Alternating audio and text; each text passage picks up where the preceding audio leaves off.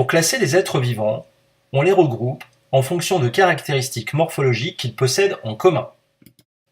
Par exemple, on regroupe les êtres vivants présents ici en deux catégories, ceux qui possèdent un squelette interne et ceux qui n'en possèdent pas.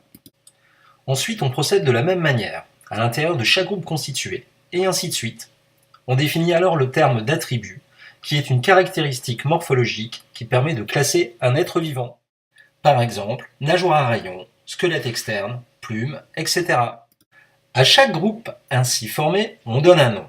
Par exemple, les vertébrés, qui possèdent tous un squelette interne, les annélides, qui possèdent un corps avec des anneaux, les mollusques, qui possèdent une coquille visible ou cachée, les arthropodes, qui possèdent un squelette externe et des pattes articulées. Chaque groupe ainsi nommé forme ce que l'on appelle un taxon, qui peut être défini ainsi. C'est un ensemble d'êtres vivants qui partagent un attribut en commun. Par exemple, les vertébrés, les arthropodes, les poissons sont des taxons. Un être vivant peut donc appartenir à plusieurs taxons. Exemple, l'écrevisse, qui appartient au taxon des crustacés et des arthropodes.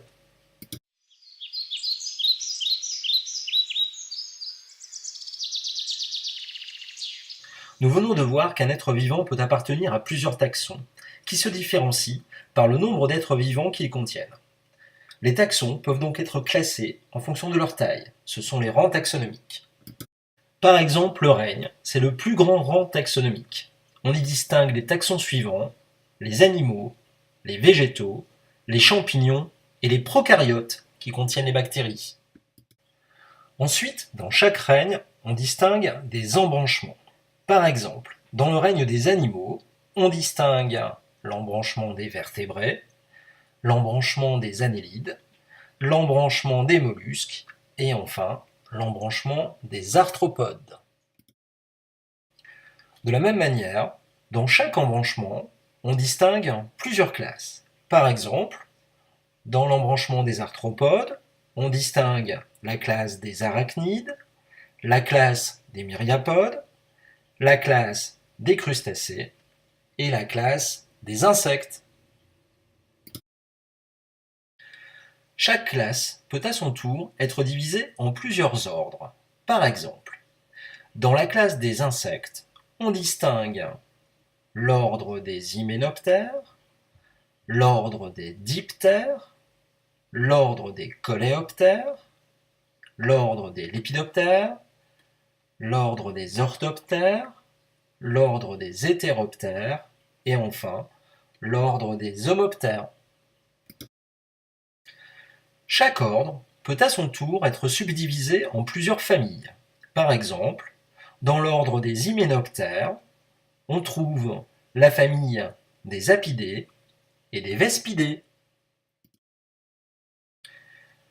Dans chaque famille, on distingue plusieurs genres. Par exemple, dans la famille des apidés, on trouve le genre Bombus et le genre Apis. Et enfin, dans chaque genre, on distingue plusieurs espèces. Par exemple, dans le genre Apis, il y a l'espèce Mellifera, l'espèce Florea et l'espèce Dorsata. Chaque être vivant peut donc être replacé dans un taxon différent pour chaque rang taxonomique. Par exemple, notre abeille. Elle appartient au règne des animaux, à l'embranchement des arthropodes, à la classe des insectes, à l'ordre des hyménoptères, à la famille des apidés,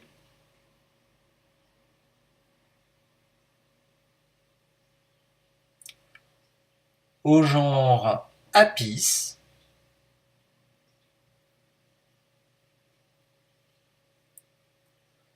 et enfin à l'espèce Mellifera, ce qui permettra de la reconnaître à coup sûr grâce aux attributs qui correspondent à chaque taxon